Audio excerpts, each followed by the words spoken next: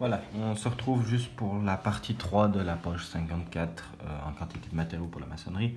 Vous devez établir une liste de commandes en fait. Donc je vous laisse marquer le chantier, date de livraison, date de commande, ce qui vous fait plaisir.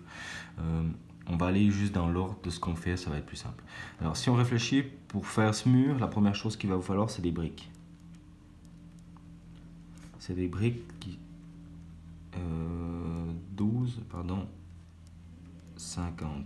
19, c'est des pièces.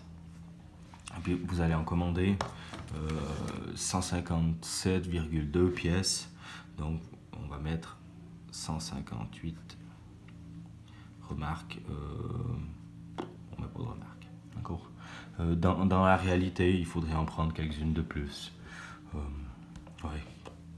Ça dépend de tout, de la gueule du mur. Si c'est un mur qui fait 6,55 par 2,40, à moins que vous en cassiez une, prenez-en deux de plus, mais franchement, là, il n'y a pas besoin d'en prendre plus, quoi. Elles vont vous rester sous les bras, quoi. Les coupes, vous pouvez les réutiliser, donc normalement, ça pose pas de problème. Ensuite, il vous faudra du sable. Alors, le sable, si on réfléchit, il faut du sable pour faire du mortier. Donc, le sable, il était ici. Ici, pour le crépi extérieur, et ici. D'accord? Alors, si on les additionne, il faut 219 litres pour faire le mortier de maçonnerie. Alors, 219,240 plus 418,8 pour le crépi extérieur, plus 339,12 pour le crépi intérieur. Donc il vous faut 977 litres. Alors on va commander des litres. 978, on va pas se prendre la tête. Réellement, vous prendriez 1 mètre cube et demi pour faire ça. C'est juste une commande théorique, c'est juste pour vous.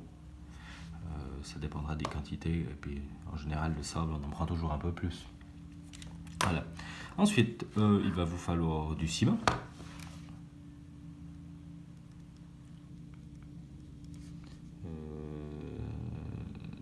CM1 42,5 tout simplement, ou du CM2 ALL éventuellement pour faire de la maçonnerie, ça serait pas mal pour les crépis. Ouais. Alors le ciment, en général c'est des sacs. Ça, vous n'avez pas trop le choix si vous faites une commande. Vous pouvez pas commander à la pièce. Le sable, par contre, lui, vous allez le chercher. Donc là, dans ce cas-là, vous allez chercher 1 mètre cube. Mais faites gaffe parce qu'avec 1 mètre cube, vous risquez d'être short. Il ne faudra pas surdoser. Hein. Moi, je prendrais quand même 1 mètre cube 200. Comme ça, vous êtes tranquille. Donc pour le ciment en sac. Alors le ciment, donc, si on regarde du ciment, il vous en faut 66 kg ici. Il vous en faut 104 kg ici. Et il vous en faut 15 kg ici. Les astérix rouges. Alors, si on y va, je vais mettre ma calculatrice sous le faisceau, comme ça vous voyez. 66,15 plus 104,7 plus 15,7, 186,55 kg divisé par 25 kg par sac, ça fait 7 sacs,46, donc on va prendre 8 sacs. D'accord? Tout simplement. Comme ça, on a un peu de marge en plus. On a un demi-sac de trop avec ça. Et puis la chaux. Prendre notre couleur. Alors, il nous faudra, donc là on a tout. Donc il faudra juste la chaux. Donc CH, je rappelle que c'est la chaux hydraulique. Hein. C'est CA la chaux aérienne.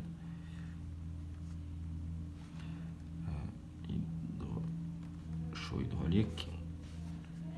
Alors ça aussi les sacs. Sauf erreur, j'ai un doute maintenant, mais sauf erreur, c'est des sacs de 40 kg.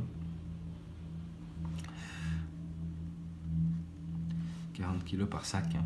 Je crois bien que c'est des sacs de 40, la chaux hydraulique. Peut-être qu'ils en trouvent. Je vais faire comme si c'était des sacs de 40, et puis on verra bien.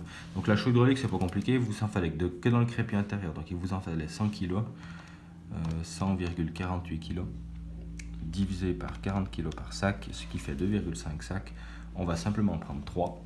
Et puis comme ça, vous avez un demi-sac de trop. Donc il vous arrive 1 kg de trop chaud. Ça, c'est pas perdu, je pense. Ça va aller. Voilà. J'espère que vous avez bien compris.